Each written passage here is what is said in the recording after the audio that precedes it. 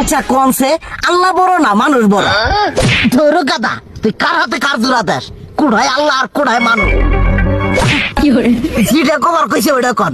আল্লাহ বড় না মানুষ বড়? আল্লাহ তো বড়। আল্লাহ বড়, তাহলে আল্লাহর কথা না হই না মানুষের কথা শুনেন কে? কি কইতাছস? কি আর আল্লাহর কথা মানে না মানুষের কথা মানে? হ্যাঁ, কি আর মানুষের কথা শুনেন তাই না?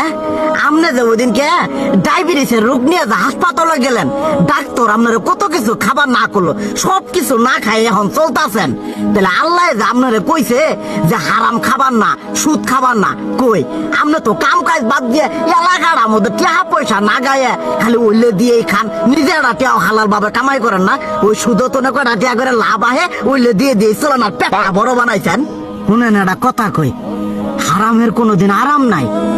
হালাল পথে রুজি রোজগার করেন, প্রয়োজনে এড়া বেলা কম খায়েন, তাও শরীর পিণ্ডও ভালো থাকবো, কোনো রোগ বেদও হবো না, আরামও পাবেন, আল্লাহও খুশি থাকবো। তুই আমার এইভাবে বুঝাবি আগে কইলি না কে? আসলে এই বিষয়টা তো আমি কখনো মাথায় এইভাবে নিইনি যে আমাদের কখনো ডাক্তার নিষেধ করলে ঠিকই আমরা নিষেধ মানি, কিন্তু উপর আল্লাহ যে কত কিছু নিষেধ করে দিয়ে সেটা মানি না।